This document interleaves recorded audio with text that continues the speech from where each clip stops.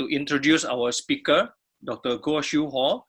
He graduated from NUS dentistry in 2008, and he has been practicing as a dentist since then. And at the same time, he also completed his MBA from Nanyang Business School in 2012. So he is now the head of the Clinical Service Division at NTUC Health, and he is also the member of the Medical Advisory Committee at St. Luke's Hospital. For those of you who are new to the GCF, he is actually the chairperson of the CMDF, the Christian Medical Dental Fellowship, and at the same time, he's also the president of Singapore Dental Health Foundation. Okay, so with that, let us welcome Dr. Goh Siew Hor. So I'll pass the time to him, who will share the talk today about rethinking calling and work. All right, good morning, everyone. I'd like to thank GCF and FDS for inviting me to share with you about on this topic. I believe that everyone's individual journey is going to be different. So what I'll do is that, and also of course I would like to say first that I won't try to provide any quick answers to this. I think as Sean was sharing earlier, transition is very varied. Everyone has a different experience. But what I'll do is that I'll just share my own journeys, including some of the things that I didn't do too well, and also end off with some reflections before we go into the Q&A. So the truth is that when I entered dental school, I did not see myself doing what I'm doing today. I don't know how many of us, when we entered, we wanted to have this dream of becoming an upper middle class Christian. You have a good family, you have kids that are well behaved, you go to church, you serve every year, once or twice, go on a mission trip, serve in some local communities, and basically have a very ordered life, have a very principled life, and so that was what actually I sought out to do. Some people in my class, I remember, wanted to be missionaries. They wanted to serve in different areas. I entered dental school wanting to be an upper middle class Christian. Then what happened was that in dental school was not easy for me, so I had a bit of a crisis of faith. I won't go into details, but what happened was that also through that crisis, I also discovered God as well, in a real way. One of the insights that I got even in that crisis was how we view ourselves. So many times, actually our soul is poor and wretched, and one day I just saw myself, and I just realized that actually we tend to surround ourselves with things like accolades, things like, oh, we are good students, we are good children, we obey our parents, we go to church regularly, we participate in self. And then we become proud of these things, we then the question came to me that, for instance, tomorrow my grades start to fall. Tomorrow, maybe I have a health problem, right? Maybe there are certain things that I take pride in. People praise me for. These things are no longer there. Maybe I get sores, I get disfigured. Will people still accept me? Will my friends am I confident that my friends will still accept me for who I am? Then I realized that the only person, right, that will really accept us for truly who we are, if we strip away everything, whether it be our status, our background, our achievements, our careers, our abilities, we strip all that away, right? We may not have confidence that others will accept us, but the person that we know that will truly accept us for who we are is Jesus himself. So because of that, it sort of like really helped me rethink about what life is all about, right? I mean, as in, we know that some of these things that we can build up our accolades on this, but we also know that in an uncertain world, especially in the recent COVID situation, that some of these things that we may try to accumulate may one day just be taken away from us suddenly. And then what are we left with? So with that, that sort of marked the kind of changing point in the way I thought about life, in the way I thought about what I wanted to do with my time on this. So I graduated in 2008. As I said, it was a very difficult time. So I was actually overjoyed to have graduated on time. There's some of my classmates who were held back from graduation.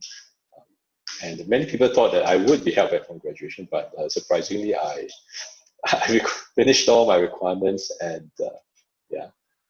And so I committed the first year to the Lord. While others were trying to pursue their career, I said, I was so happy, and I said, whatever I took the Lord, and whatever opportunities came to me to serve, I would do so, right? Christian ministries, right? I will not turn it away. So I said, the first year, I'm not going to go for dental upgrading courses. I'm not going to try to, network in the dental circles to improve my opportunities in the future. The first year is just committed to Christian ministry. I go to work, and then I commit the rest of my time to Christian ministry. And that was also when I joined the CMDF, because after I prayed that, then suddenly I remember quite early on in one of the weddings, I had somebody come to me inviting me to be in the CMDF. And so therefore I've been on the CMDF even until then. Also help serve people in church. Somebody approached me and said we need people in AV, and so therefore I've joined the AV team since then as well. Right? I do also help out with one of the house churches run by the Church of Nazarene that reaches out to foreign students. And in 2010, I decided that I wanted to. I felt that I had a natural interest in doing admin, so I decided after prayer to pursue an MBA. And at the point of time, dentistry in the private practice was very lucrative. Quite a number of my classmates had, well, just a bit of context. We know that if you do dentistry in Singapore, medicine in Singapore, you have a bond to serve, right? A government bond to serve. And several of my classmates actually bought out their bond to enter the private practice early. So my classmates during the time when my MBA and my teachers were very puzzled as well. They asked me, they could not understand why I didn't want to make more money. I mean, people thought that going to MBA is to learn how to make even more money, right? Then they said, actually, no matter how much you study here, just going out and doing private practice then you'll earn you more money than studying at MBA. So why are you studying at MBA? Right. So I guess this reflecting on this, I also found that the way in which people see things in terms of what we want to do is in terms of very much a monetary sense, right? It's not about calling, but for us, I think as Christians, what I felt was that if we just go making decisions based on monetary terms, right, we become very disappointed. So if you ask me today whether I regret some of these decisions, I don't. Actually, in fact, I'm grateful because some of these decisions have allowed me, right, to pursue a very fulfilling career as well that is not defined purely just on monetary terms. But at the point of time, it was very scary. I did not have any sponsorship for the MBA. So I did it part-time in order to at least continue earning my salary to pay for the MBA. At times people, because of the people around me asking and saying, are you sure? Are you sure? What are you doing this for? You won't earn as much money, and what are you going to use it for? I said, I really don't know what I'm going to use it for. All I know is I have an interest, I've prayed about it, and I'm going to do it so that I don't have any regrets. So that's how. And one of the interesting things during the MBA was that there was this lecture on servant leadership. So a few of us after the lecture were staying back to discuss some of the values that I raised, because I thought that was a good opportunity to at least see how Christian, or at least influence some of my classmates on how Christian values can actually be applied even in the workplaces.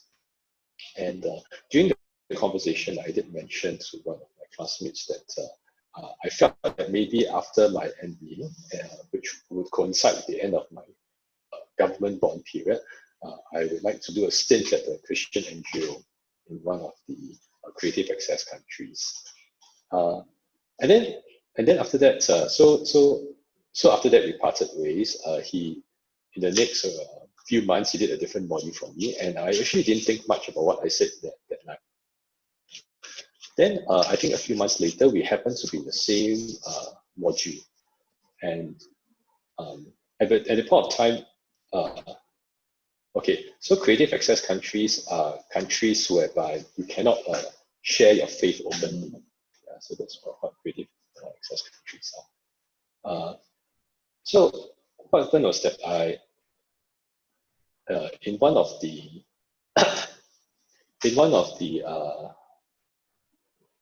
the modules, there was a separate module which a few months later we were in the same class again because we signed up for the same module. And suddenly out of the blue, he asked me and said, "Are you still going to do your NGO work?" And I was very shocked because he was not a Christian. And he actually remembered that one thing that I said. I mean, we said a few things, but there was one thing that he said. And I thought, and so I just kind of like brushed it off and said, yeah, maybe. Then after that, the next class, he asked me again and said, have you started preparing to go? And I said, oh, why are you, I said, I haven't really started earnest because honestly, I didn't really give it much thought. And then he said, oh, maybe I would like to follow you as well. I'd like to join you in it. And then that was really, to me, a sign that, actually the Lord puts people around, and sometimes he even uses non-Christians to remind us of what we have committed to do for him and where we should be going. Right? Honestly, I was quite tempted because my boss at work was saying that, oh, your career, when I discussed with him the possibility of taking no pay leave to go to do some of this work, where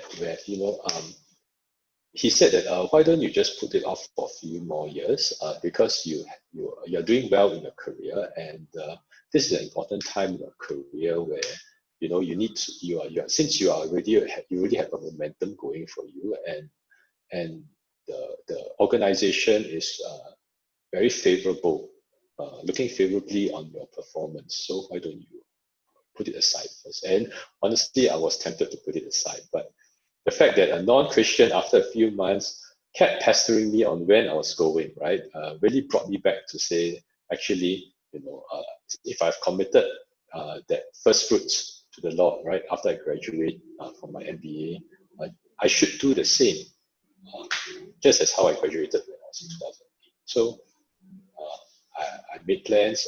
I got my boss to agree to give me no pay leave for 6 months, and I joined a Christian NGO and went there.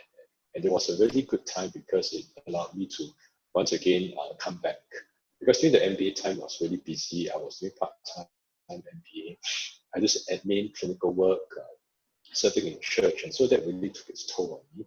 And so actually that was a really wonderful opportunity for me to also remember what I was called to do, and the kind of attitudes and the kind of what's important to consider even when I wanted to start on a new job. So I came back, I worked in my former organization, and then I changed to a new organization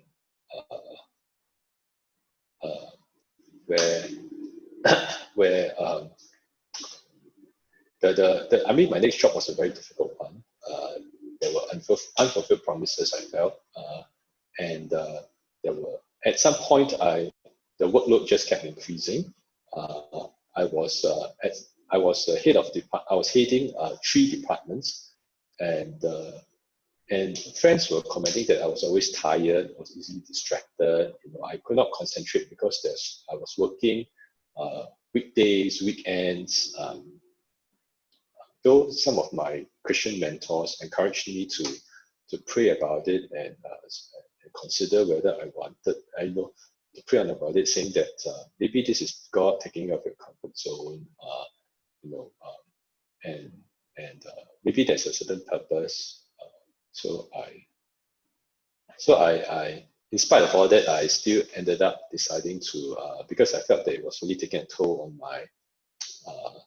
on my mental health, and so I resigned and I joined my present organization today. So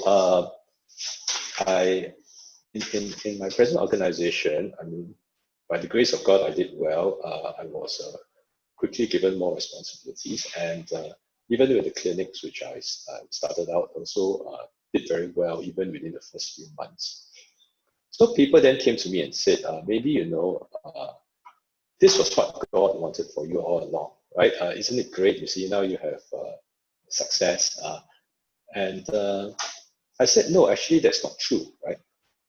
And they say, why not? I said, because, oh yeah, by the way, they asked me whether, did I pray about this job change? And I said, I did not pray about this job change at all, right? I mean, relating to whether I should take up this new job or not. That's the time I didn't pray. And then they were very shocked and they said, hey, how can you not pray about this? Why do you not pray about this? And I said, the reason why I didn't pray about it was because I felt that I really wanted to quit, right? And if I wanted to pray about it, what if the Lord told me that, no, stay on, right? Would I have stayed on? So I said that, no, I don't think that I would have stayed on, even if the Lord asked me to stay on, right? I don't think I could have borne it. And so therefore, right, if I was not prepared to be obedient, then really, what are you praying? Are you trying to pray so that hopefully, 50-50, the Lord, if the Lord says, yeah, you can go, then yeah, I can go. Right. So I find that a lot of times we tend to like to crystal ball, like, if we 50-50, let's hope that the Lord answers us in a way, in the desires of our heart, so that then there's no conflict within us, right? But I think the real question really is, are we willing to be obedient wherever He calls? If He calls us to stay, we stay. If He calls us to go, we go. If we are not prepared to be obedient, then what are we praying for? Are we praying and then He tells us so that we can be openly disobedient? So to me, it was like I said, I actually had to pray for forgiveness. I had to pray to the Lord that, this is really something beyond what I can bear. And I also prayed that whatever that comes up, because changing this job allowed me to have a lot more time. So I prayed that He would allow me to use this time, to be useful, to really help others, to help my juniors, to help people in transition,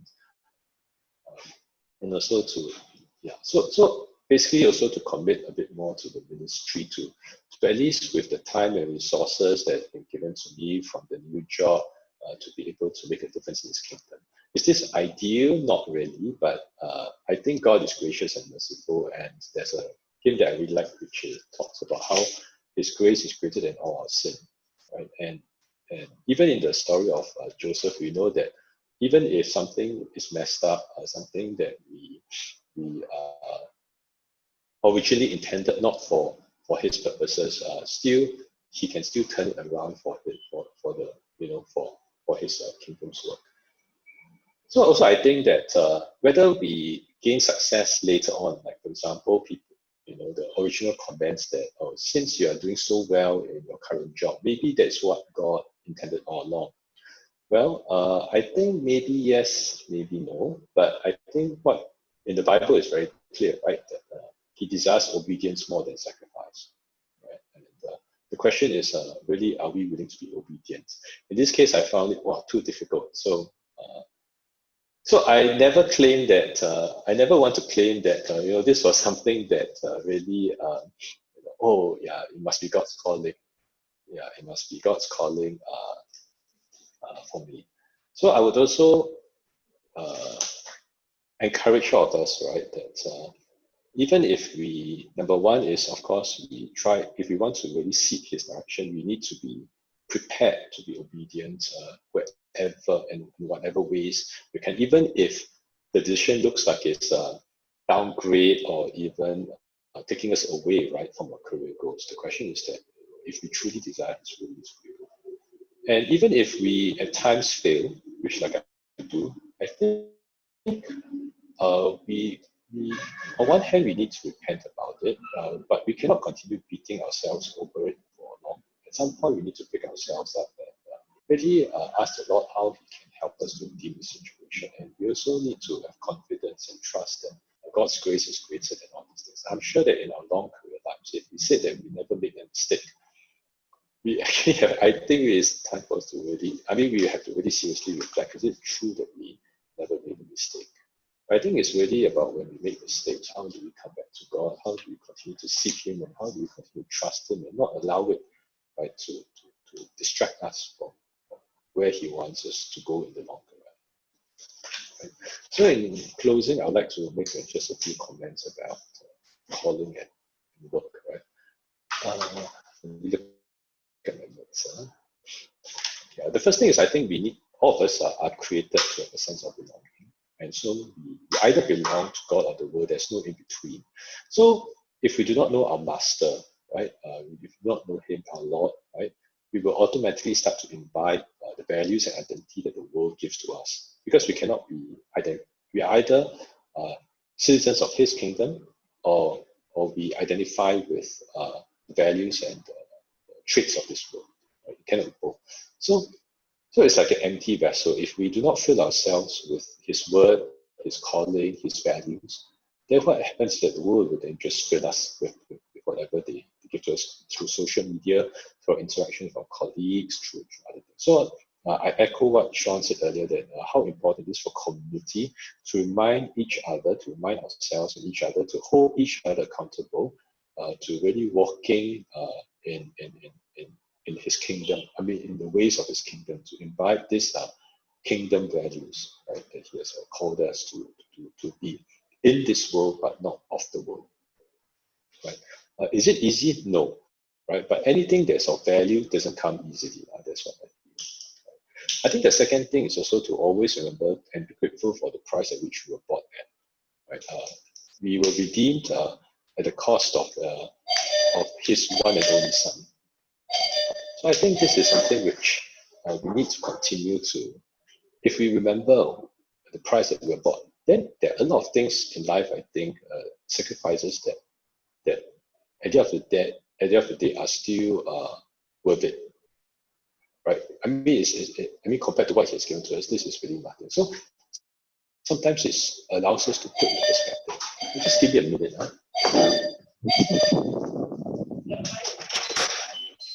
Hello, I'm on the call now.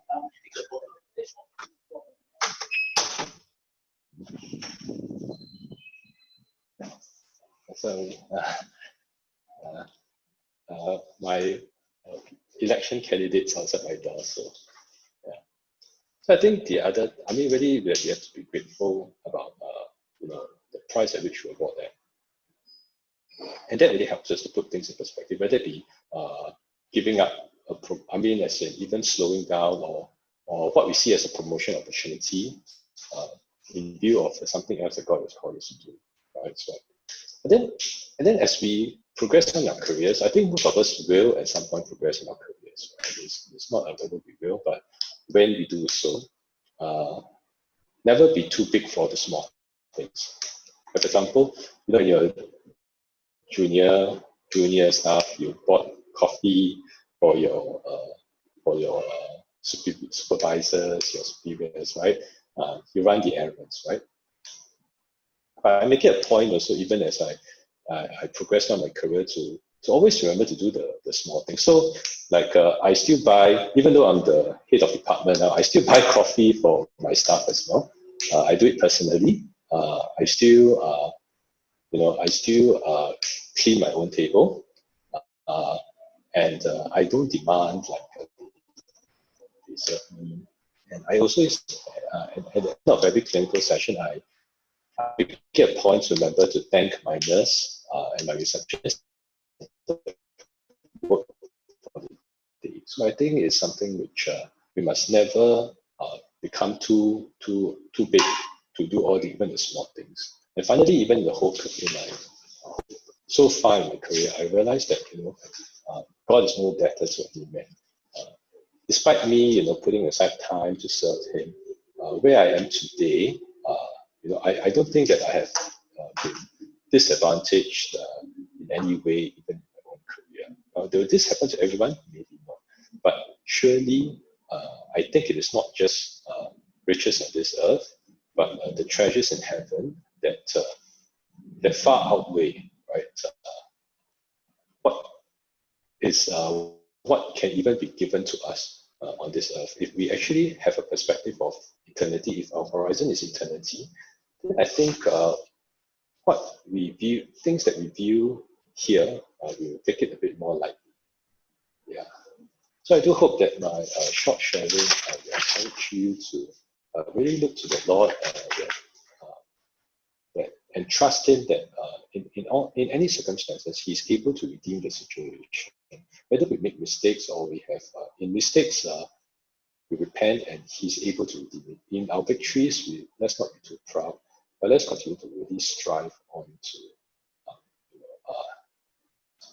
advance His kingdom, to redeem the workplace in which we have been placed in, and really to at the end of the day, right? Our lives are not separate, are not isolated, but they are one whole, right? We live in a consistent manner, whether in private, in public, at the workplace, at church, in our small group settings. We have to be consistent, and at the end of the day, I think it's really about glorifying Him and deepening our personal walk with Him. So I guess with this, I end my sharing, and thank you for listening. Michael, back to you. Thank you, Dr. Goh. Okay, I'd like to open the floor for any question. I know that some of you have left some questions during the registration, so I hope that Dr. Goh has addressed some of it, I think, during his talk. But I know that we may not be able to address all the questions, because it may be relevant to the following sessions as well. But anyway, if you have any pressing question, please feel free to ask Dr. Goh right now.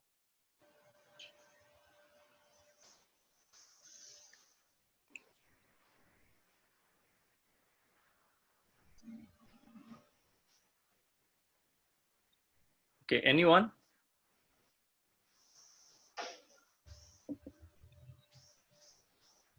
Oh yeah, we need to unmute. Okay. Now you're all unmuted, but if you don't have any question, feel free to mute yourself. Okay. I have unmuted everyone, but if you don't have any question, it's okay. You can mute yourself. But if you have any questions, go ahead. Maybe I can start in that case. I think Dr. Goh, hi, thanks for your story. It's pretty interesting. One thing I want to ask, maybe because in my friends who are all in the medical sector, they are usually, everybody's bonded, right? Because school fees are expensive. But maybe mid-career, or as you switch from career A to B, hospital A to B, private practice A to B, do you know friends or maybe yourself either who have actually difficulty finding the change? Maybe actually like can't find employment now, maybe. So cause maybe from your story I understand is from a feeling a place of having enough and then wanting more. I mean that's some of the things of colleagues face, classmates face. But what about for those who they just have a certain bare minimum that they can't meet because they can't be employed? Then how does that? Maybe how would God view the situation, and maybe how does that affect our identity? Yeah, thank you. I think that's relevant.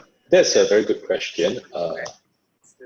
Okay, so Prime Minister pledged $100 billion to spend over the next. So yeah, I think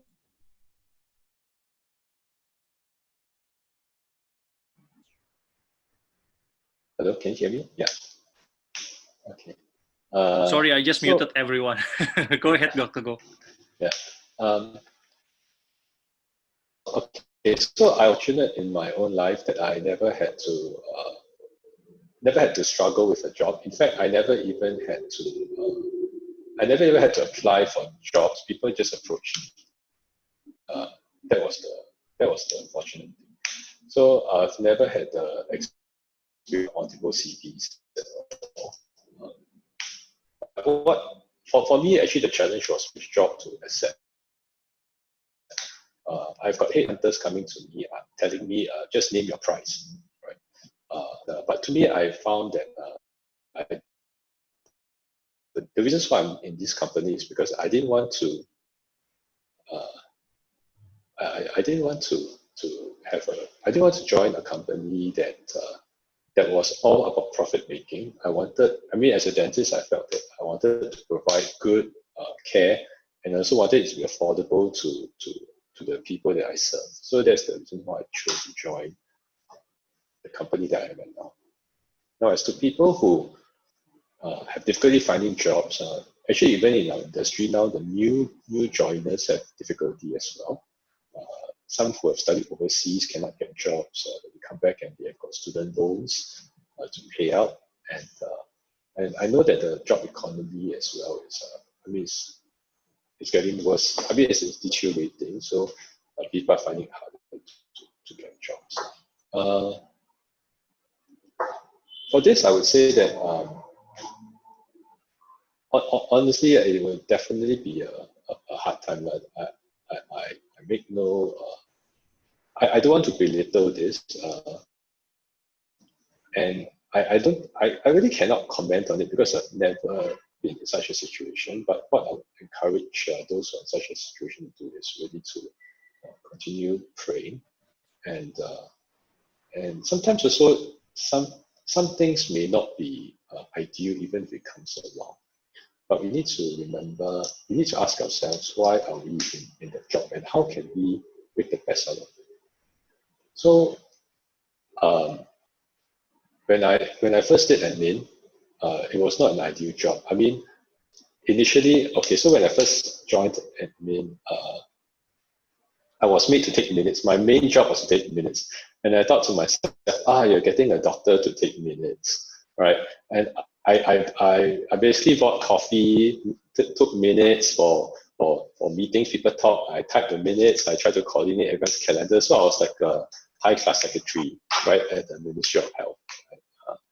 And I thought, is this what I was called to do? This is so after spending so much effort, so much hard work, getting my dental degree, here I am taking minutes, right? And then it required me to really change my mindset and say, actually, no, this is not about it. It's when I am taking minutes and I am doing all this, how do I glorify God? Since this opportunity to work has really been given to me. So I don't believe that there's any. So I really had to change my thinking about work in terms of what is the best work for me to the work that's been given to me, how do I make the best of it? Yeah. I know it doesn't really directly answer your point, but like I said, I don't have the answers for everything. And maybe somebody who has that experience can share. But I still truly believe that God is no debtor to any man, and sometimes He allows difficult situations in our lives so that we can help others. Maybe I just share one last instance. In dental school, right, I was the slowest. Nobody would believe today that I was the slowest in dental school. Right? I was the last to enter clinics and class and so on. And when I first started, my lecturer thought that I had, commented a very sarcastic remark, "Do you have Parkinson's?" when I showed up my first piece of work. But I graduated with a A in clinical dentistry, which was my worst subject became my best subject. Then later on, 2 years down, my Christian mentor at school said that there were some students that were behind in class. So I went down to help them with revision. And I remember one of them telling me that, actually our situation is not as bad as yours, right? If God can help you, He can surely help us. So I think sometimes the difficulties and failures that God puts in our lives could also be used to encourage others later on in the journey. So for those who are facing difficulties, who are facing challenges, I would encourage you to persist on and keep pressing on until you get a breakthrough. And also remember how the Lord has helped you, so that your stories can also be an encouragement to others in the future. Yeah. Thank you, Dr. Goh. Thank you. We have a couple more questions coming in. Maybe just group them. So one question is, how do I know that my current work is not my calling? And then there's probably related to it is with the current situation, right? With the current pandemic situation, I think it will be tough, especially for the fresh graduates to find job. So does it mean that we should not be picky, choosy? We just take whatever the first thing that come to us, Okay, so these two questions. Yeah. Okay.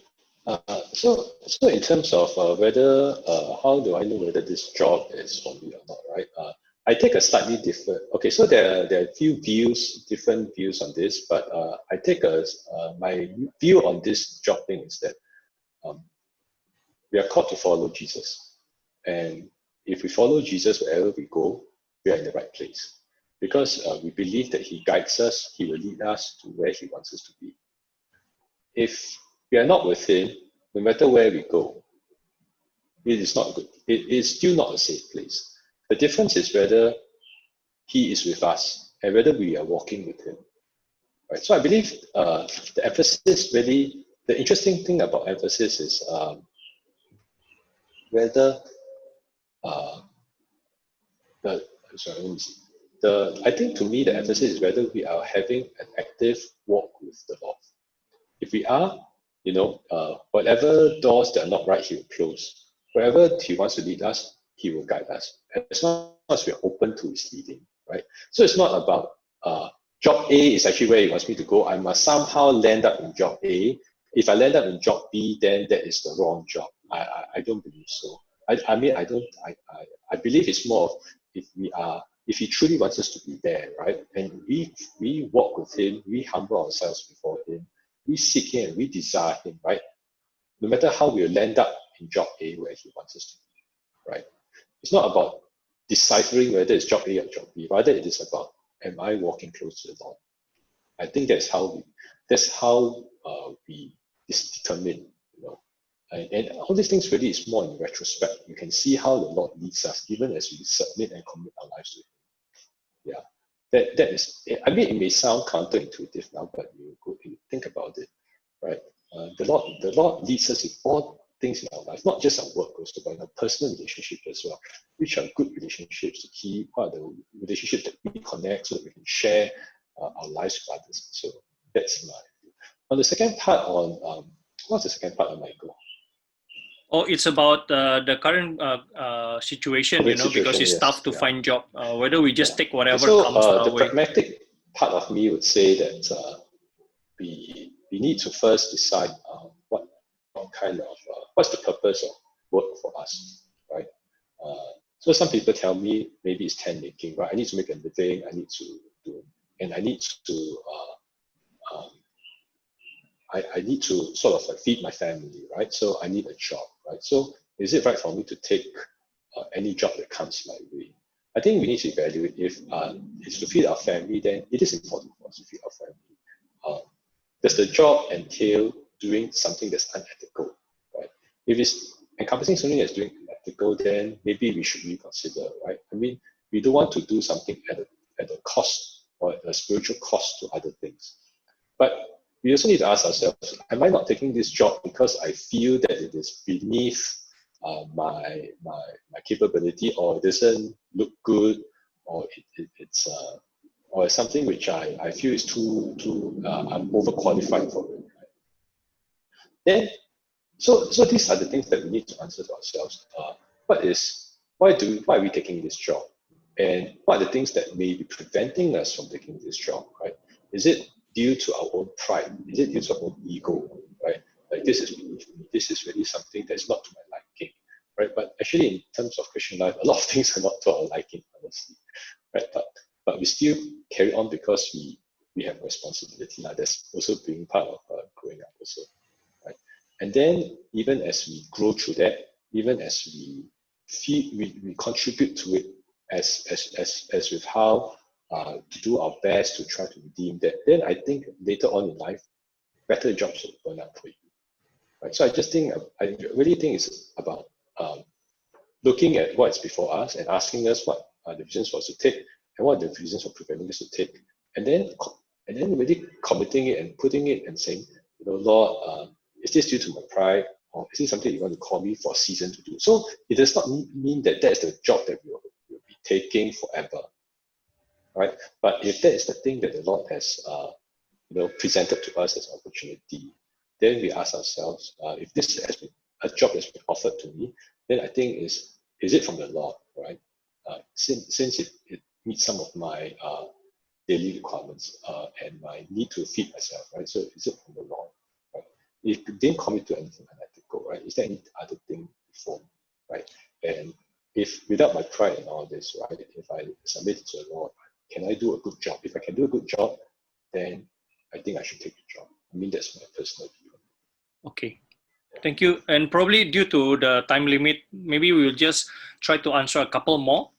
Okay. Then we break into the rooms, the discussion room. Okay.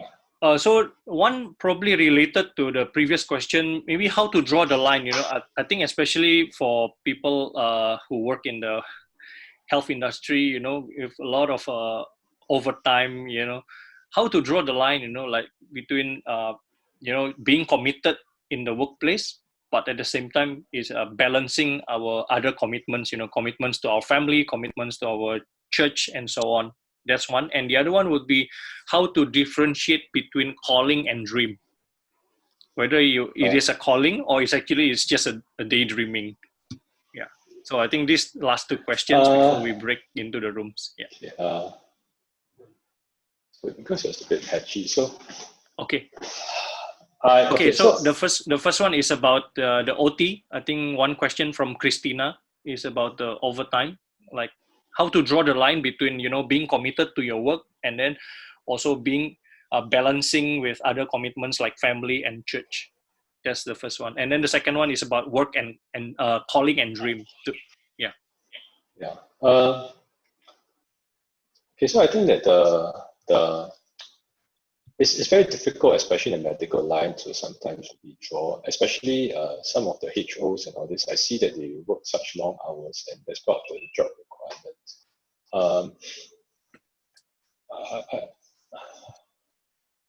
Okay, so sometimes, so the first thing I realized, right, empirical evidence, right, when people come to me and they say that I have no time for this and so on, how do I draw the line, right? So I ask them, right, what other things do you have in your life? Then suddenly all these hobbies, playing computer games, going for movies, and this other recreational stuff starts to come up, right? So to me, we sometimes make a distinction and say, okay, it's either work or church commitments, right? And then we forget that actually there's so many other things, right?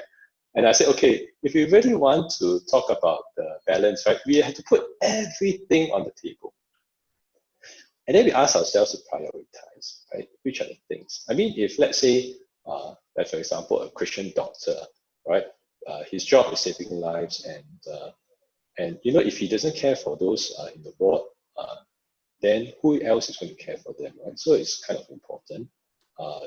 And if you, I mean, and so I feel that itself is also a calling. That itself is also ministry. I don't separate like ministry, church ministry as Christian ministry, and then work as non-Christian ministry, right? If you're called to be a doctor and you don't have time maybe to serve as a choir in church and all this, to me I feel that as long as you're walking with the Lord, it is still ministry. Why do we make distinctions between Christian ministry and is work ministry, non-work? Of course, there are things like maybe if you're in sales, right? The longer hours you put in, the more money you get, right? Then you have that for that kind of jobs. Then you may have to want to decide, right? Where do you want to draw the line between how much you want to do, right?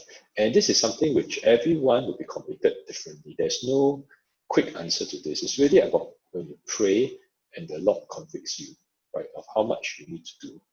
Right? I think part of the Christian life really is we cannot impose our own, how the Lord has led us and say that that's the same thing which will apply to someone else. Like if I commit like to a 48-hour week, does it mean that the Lord is calling everyone to a 48-hour week? No. Right? The Lord may call some to part-time work to focus more on para church ministries. There's some of us where God is using us in the context, for example, even politicians, right? are all politicians called by God? No. You cannot say the politicians are not called by God, because if we look at the story of William Wilberforce, right, who went on like to abolish slavery, right? Is that a God call? It is a God call, right? But does it take a long hours? Yes, it does, right? But like I said, a lot of things can only be done in retrospect, and it is not for others. We should not allow others, right, to define who we are. We should allow God. If we can answer to God, if our conscience is clear before God, and we know what we are doing, we know that that's where He wants us to be, and that's where He has caused us to be, then I think we should not be afraid. We should not be afraid, even if others say, how come you are working so hard? Is it because you want more money and so on? But if we are clear about why we are doing it, I think that's the most important thing. Yeah. And probably the last question is about the calling and dream. I mean, how do you know that what you have in mind is actually a dream, not really a calling, or vice versa? Actually, what's a dream?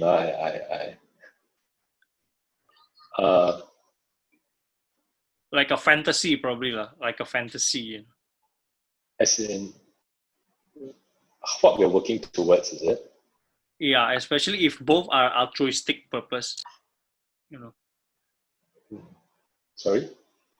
Like an ambition. Yeah.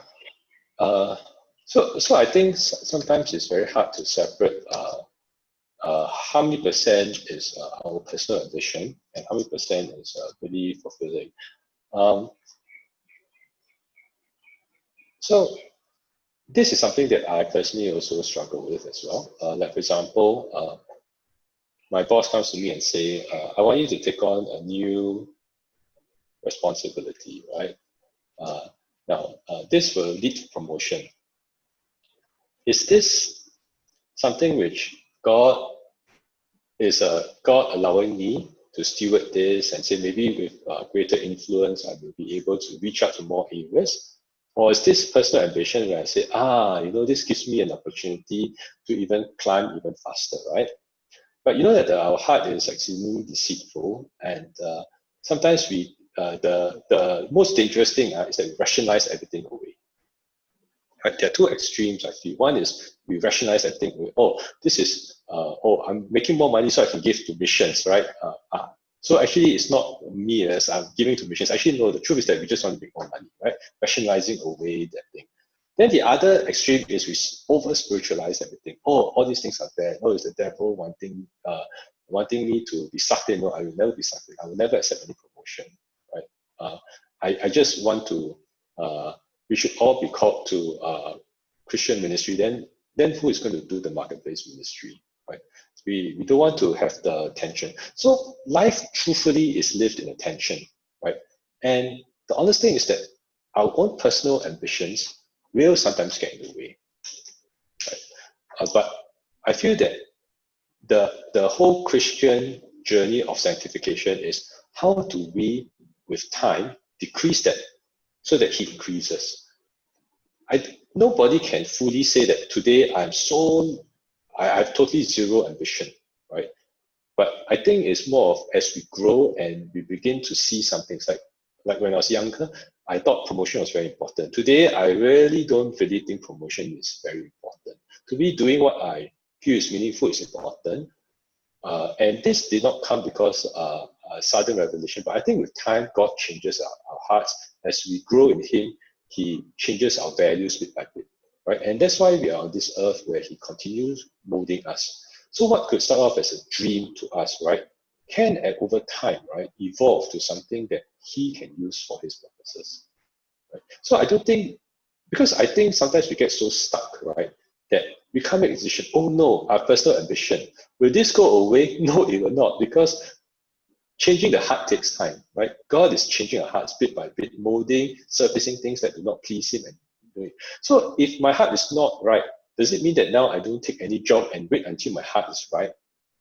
To me, I don't think so. Practically also it's not thing. But I think in the context, as we work it out, as we commit to Him, as we take on, maybe we started off with the wrong priorities, maybe we started with the wrong things, but we know that, this is important to us now. It's something that God needs to change in us. So sometimes I also pray and say, Lord, I can obey you in some of these instructions, but the desires of my heart are something that's very difficult for me to change on my own, right? Because we desire something, right?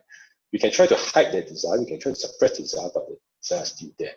So I think it is important for us to keep praying that Lord, change the desires of my heart so that I desire the things that please you. Then secondly, also for the things that do not please you, help me to have the courage to continue to deny myself, right? Jesus says that if you want to come after me, you must first deny yourself, take up the cross and follow me daily, right? So we pray that daily, that though we may have certain inner desires to do certain things, but we pray that his purpose and his will, or what we know is good to him, right, will supersede our own internal desires, right? So, and internal cravings of the flesh, that we do not succumb to the desires of the flesh, but that through the word of God, we overcome it, right? So it's not the absence of the desire, but rather it is the overcoming of the desire.